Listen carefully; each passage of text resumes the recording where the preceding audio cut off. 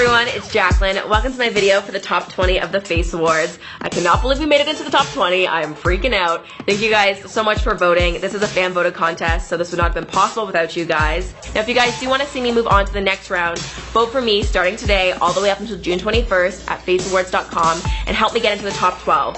So the theme for this challenge was machinist, and this is the look that I came up with. So let's hop into the tutorial. Okay, so to get started, I'm gonna make the prosthetic, and you guys know that I love me some prosthetics. So I'm gonna take some liquid latex, and I'm just gonna stipple that all over the face of my life cast. So we're basically gonna be creating a mask of our face. So we want there to be a very definitive edge of where the latex ends around the perimeter. So you don't want it to blend out like normal, you want it to kind of be a bit harsh. So I actually ended up doing 6 layers of latex, and on the final layer, I actually took a paintbrush and just kind of smoothed it out. Now do be warned, latex will ruin your brush, so make that a throwaway brush.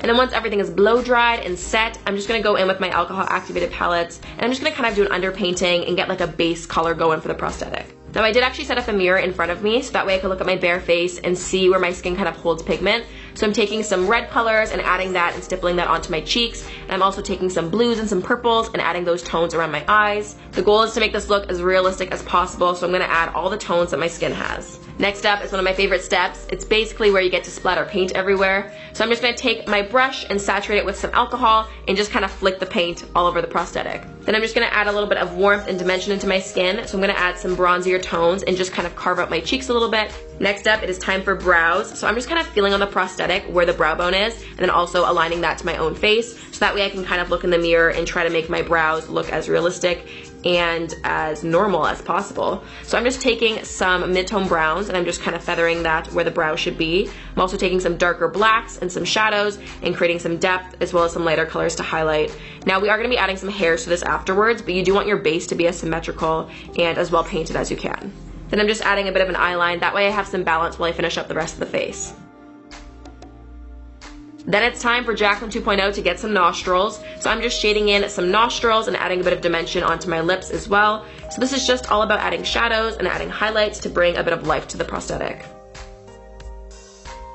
I'm also going to take that contour color and just add a bit of dimension around my nostrils, my cupid's bow, and kind of below my lip above my chin, that little area there. Oh, and we cannot forget about the eye bags as well as the crease. I'm starting to add a bit of like makeup colors onto my crease and kind of doing it in the style that I would do my eyeshadow, as well as my blush. I'm adding a bit of a corally color onto my cheeks. Then I'm just gonna add a bit of a lighter shade towards the center of my eye and make it appear a bit more round.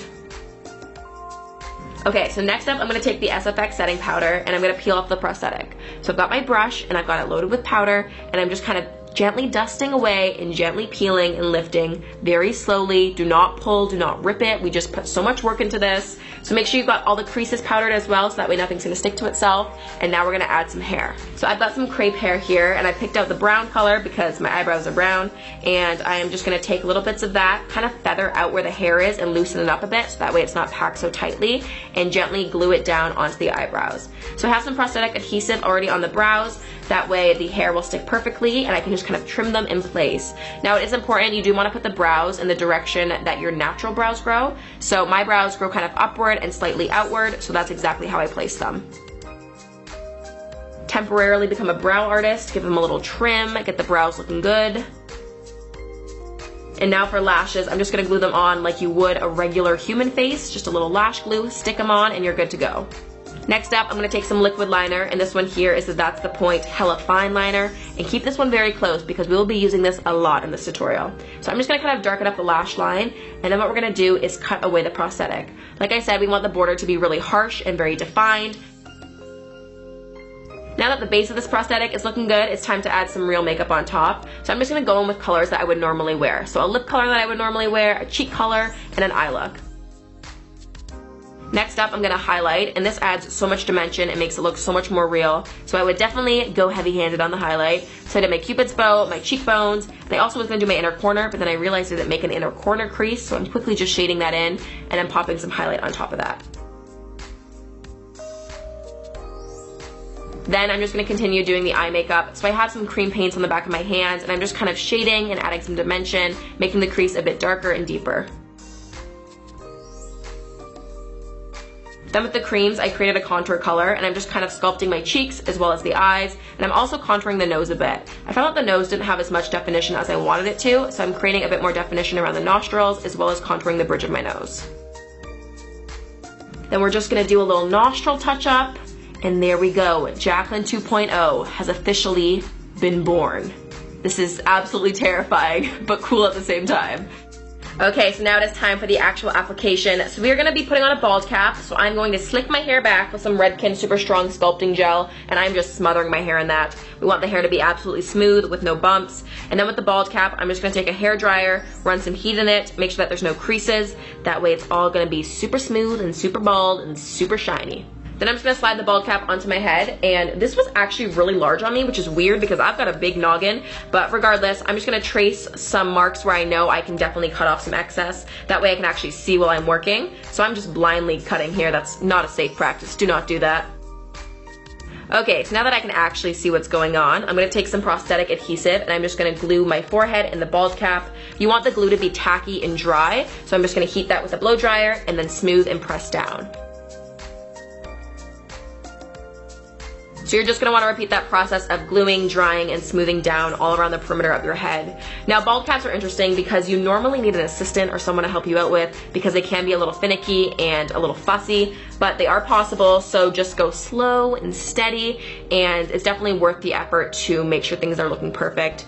Now, especially if you are alone, doing your ear can be a little tricky, so what I like to do is take acetone on a cotton bud, and I'm just kind of melting away the bald cap, and then I'm just going to pop my ear through that hole, and it just kind of makes it a bit easier to line up where everything's going to sit. What's so interesting about bald caps is that you can't really tell when they're done well because it just looks like you're bald. It just looks like someone has no hair.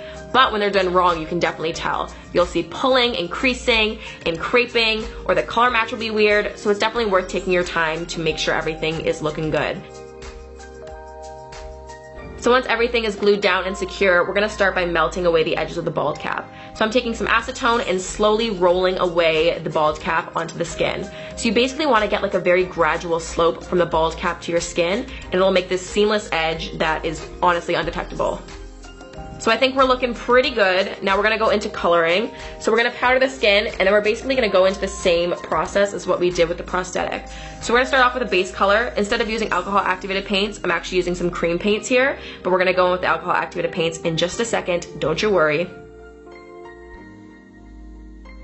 So once you're all set in place and you've laughed at how large your head looks, you can move on to the alcohol activated paints. So we're gonna go back to the splatter technique and just add different layers of pinks, reds, blues, greens, yellows, all the different tones that make up my skin. This is another step of bald caps that you definitely do not want to rush. You want to work in slow layers. I ended up spending a good 25 minutes just coloring this correctly because I wanted it to be undetectable to the eye and I wanted it to really seamlessly fade into my skin. Okay, so we are officially looking bald. It is time to move on to the machine makeup. So we're going to start by mapping out where the makeup is going to go. So with the prosthetic, I'm just lightly outlining where the makeup needs to be. Then I'm going to take the NYX Professional Makeup SFX Cream Color. This one here is in silver. And I'm going to start by warming this up onto the skin, as well as kind of roughly marking the perimeter, just so I can see where we're going with this a bit better. Now before we paint the entire face, I am going to block out my brows. So I'm just taking a washable glue stick, smoothing over my brows, and then once they're dry, I'm going to set them and lock them in place with powder. Okay, so now we are officially ready to transform into a sheet of metal. So I'm going to take that cream color and trace the perimeter of my face, and then going in with a flat foundation brush, I'm going to fill in the inside of it. And the thing with metallics, you want to make sure to avoid any patchiness, is to make sure that you're working slowly and building up in layers. We also want to make sure that no skin is peeking through, so make sure you get everything, even up your nostrils. That's right, get all up in there. And yeah, can confirm, I definitely had metallic snot for a few days after this, but honestly, it was pretty cool. I have no regrets. So once we set that all in place, I'm going to move on to the black cream color paint, and now we're going to start shading and adding some dimension. So we're going to start at the perimeter, depositing the most amount of pigment there, and then gradually fading it in.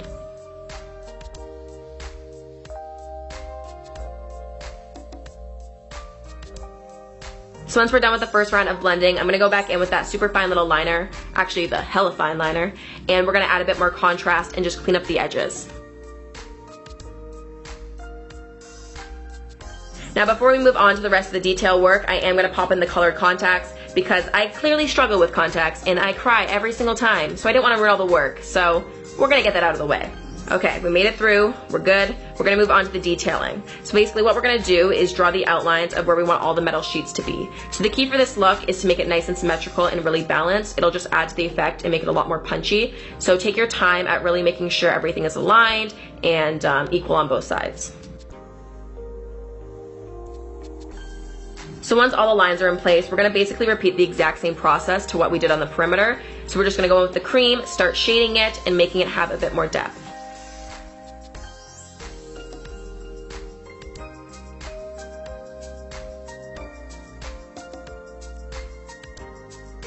So once I'm done with that, I'm just gonna take a clean blending brush and I'm just gonna diffuse that black even more. I want the gradient to be super seamless, so I'm just gonna really buff it out and make sure that it transitions really smoothly.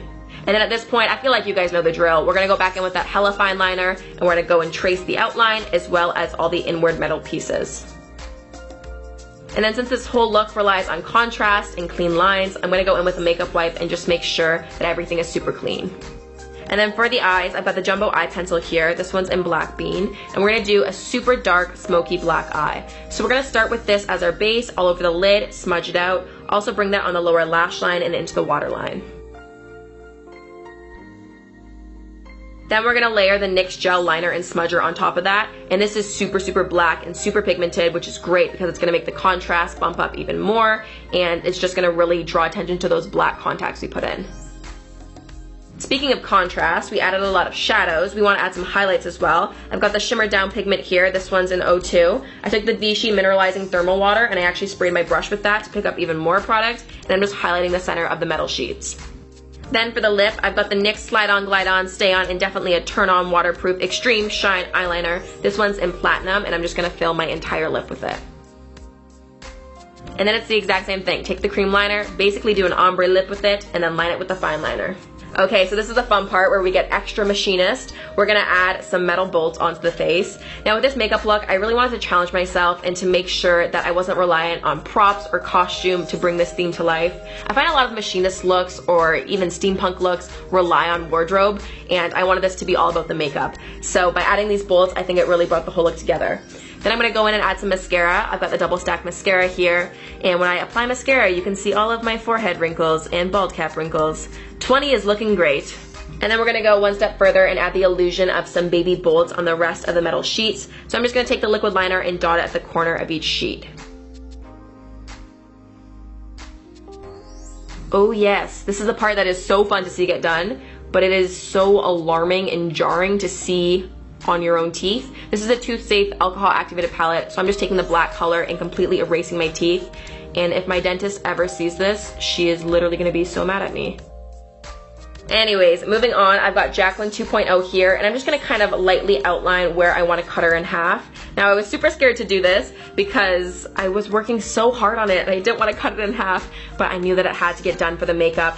So instead of just cutting it straight across, I wanted to still keep a curvature to it. So I kind of followed the same curvature that my chin and jawline was cut at.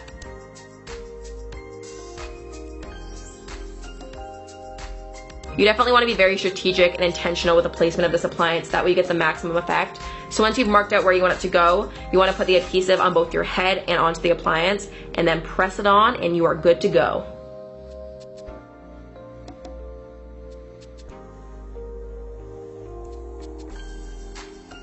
Then stick some adhesive onto the lower part of your face and onto the chin prosthetic, stick it on, and the whole look finally comes together.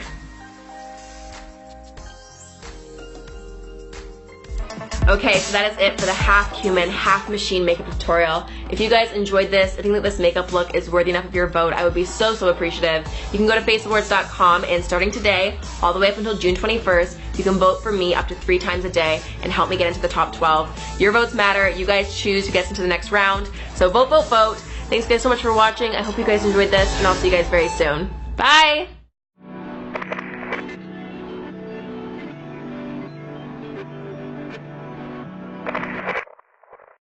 It's just so funny. I don't know if I'm just overtired or like delirious or what, but this is actually the funniest thing I've ever seen.